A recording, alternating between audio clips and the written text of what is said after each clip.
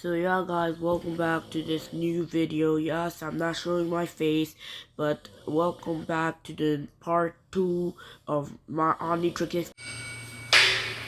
Now that we've covered the basics, we can delve into the special additional features the Omnitrix has. The first is a universal translator. It's pretty self-explanatory, translating all alien languages in range of the user in real time. If the species language is unable to be processed by the translator, the user can simply change into that species using the Omnitrix to further gather verbal information. The Omnitrix protects the user in a number of ways, even with special abilities not native to the current transformation species. It's been demonstrated to have the ability to prevent the user from being overshadowed or mind-controlled. It's prevented mutations from highly toxic situations like being around corrodium, or even being affected by Dr. Animo's mutation ray. The Omnitrix also protected Ben from Albedo's incomplete Omnitrix's feedback, whereas Albedo's Omnitrix did not. We'll be covering more failsafes later in the video. Cosmetically, the Omnitrix can change its appearance and display format a number of ways, and can either grow or shrink its size to comfortably fit the user. Should the Omnitrix need any maintenance work that must be done on Primus, the Omnitrix can teleport the user to the planet at any given time.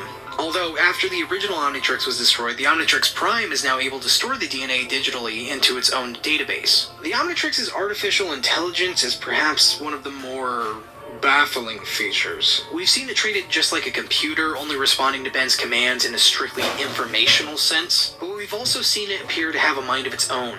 Ben himself questions whether or not the Omnitrix is self-aware, or just really a smart computer. Not only can the Omnitrix manipulate the user's DNA, but other beings as well, both in close range and in long range. But Ben has been able to cure civilians that were corrupted by the hybrid to become DNA aliens, which not only transforms their entire body, but controls their mind, turning them into slaves. If amplified enough, the Omnitrix can even affect a designated species or population of a galaxy-wide scale. And in special scenarios, the Omnitrix has even been able to create its own species. This has been shown with Nanomech, a creation by the Omnitrix to counter the nanochip queen in the live-action Ben 10 movie, Alien Swarm, and Chromostone, a replication of a one-of-a-kind crystal sapien, the Guardian of Petropia. While in this universe, Ben's Omnitrix is the only fully functional and completed version, Ben has had some interactions with other Omnitrixes as well. When synchronized, it can unlock and activate transformations another Omnitrix may not already have access to.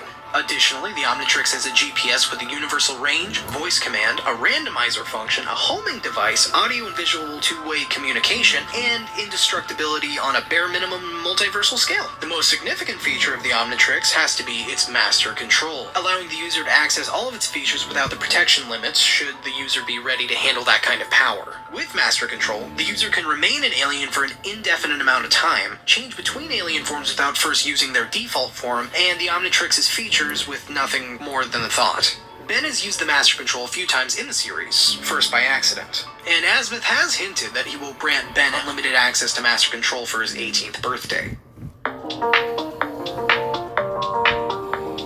Before the official Omnitrix came to be, it did suffer a few imperfections and glitches before the final version. The most famous one being Ben's constant mistransformations, where he would select one alien, but accidentally become another. This did not happen every time, but the cause of it was never really established. In relation, the prototype did not download the instincts of each species into the user's biology, so Ben had to figure out how each of the aliens functioned through trial and error. One of my favorite episodes, the introduction of Cannonbolt. Both of these errors were corrected when the Omnitrix first recalibrated, but were brought back when Kevin and Ben tried to hack the Omnitrix in Vengeance Vilgax Part 1. In Dr. Animo and the Mutant Ray, Ben temporarily detached the faceplate of the Omnitrix from its core, causing its transformations to fuse together at random. Another temporary glitch was present in the episode Benwolf, where after first acquiring the Laboan DNA, the duration of transformation lasted hours. This was due to the Omnitrix being stuck between capture mode and active mode. The Omnitrix has also been able to transform other beings into alien species when entangled with certain frequencies. All of these glitches mentioned above were corrected and not present in the official Omnitrix, and any mistransformations are due to user error.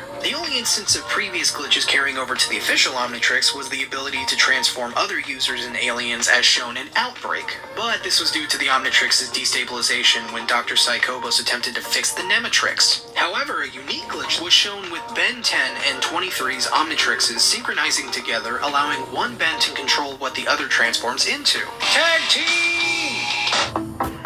Lastly, let's tackle some of the failsafes the Omnitrix contains. While we are now well aware of the self-destruct mode, a lower tier version of this is present in the form of a green energy eruption whenever someone tries to remove the Omnitrix from Ben's wrist. The official Omnitrix is also genetically locked to only be used by Ben. Even the genetic code of his younger self is not valid enough for the Omnitrix to remain active. The Omnitrix only works for Ben Tennyson in its present-day perspective. The Omnitrix also has a way of preserving Ben's consciousness. It won't allow him to transform back into human from Ditto unless all the Ditto clones are in the same area, as each Ditto is only part of Ben as a whole. On the flip side, each Echo clone could become its own sentient being, and can even be killed with no harm done to Ben. It's also hinted that Bellicus and Serena, 2/3 of the tribiotic mind that makes up Alien X, are still conscious even when Ben is not currently transformed into Alien X. Lastly, should any of the large variety of features listed in this video still lead to Ben's death, the Omnitrix's AI is still able to kick in and do whatever it can to prevent Ben's termination.